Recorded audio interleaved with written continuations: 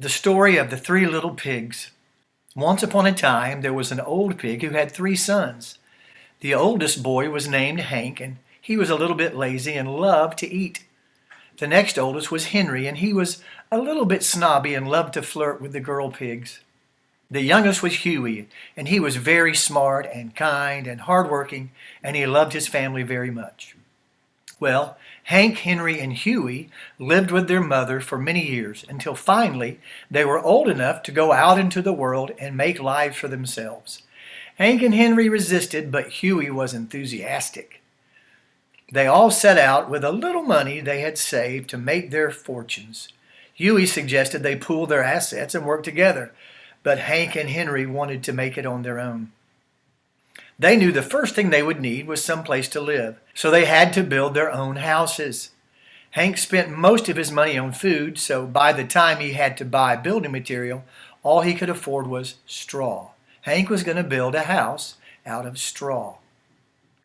Henry spent a lot of money on nice clothes, so all he could afford was a few bundles of sticks.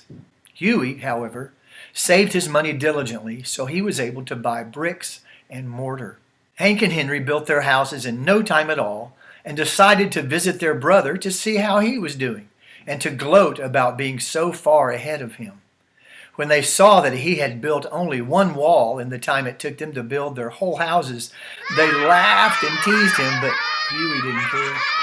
"Your houses may have taken less time to build," he said, "but they won't last very long. One good windstorm and you'll both be out of a house." But his brothers ignored his warnings and went out to play in the sun and take a swim in the lake.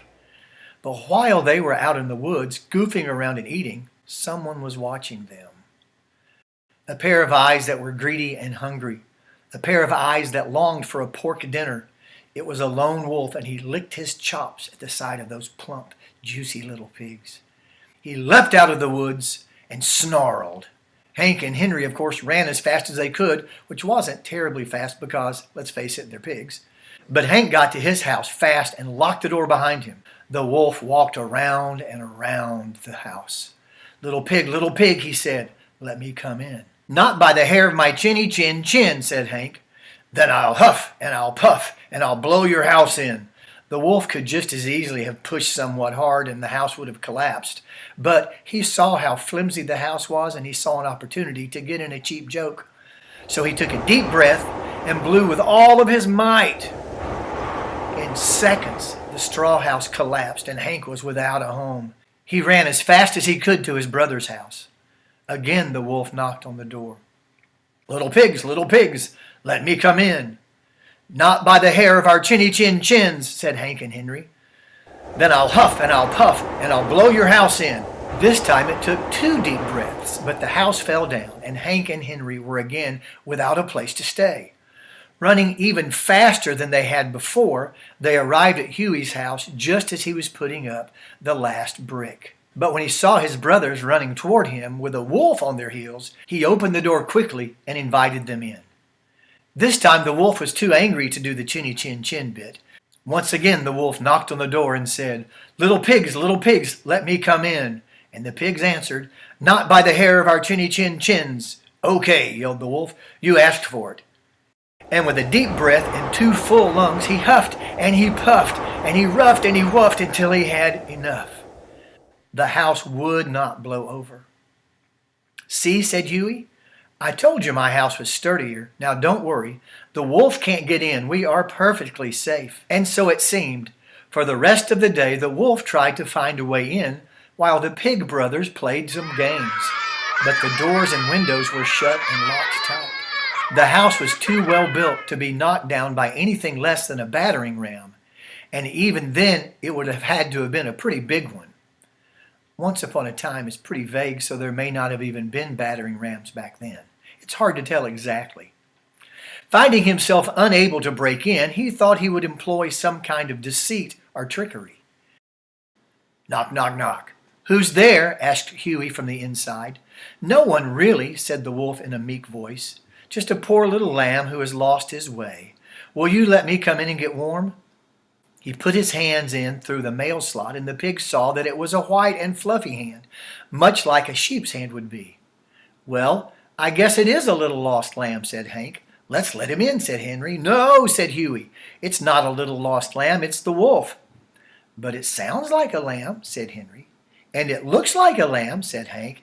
"Yes," said Hughie, "but does it smell like a lamb?" Pigs are known for having very keen senses of smell, and one good whiff was all it took.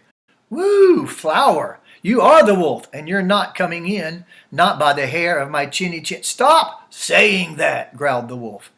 Now he was really angry and more determined than ever to get inside the house. Then the answer came. The chimney! So, laughing at his own ingenuity, he climbed to the top of the roof, which, of course, the pigs heard from the inside. It wasn't long before they figured out what was going on.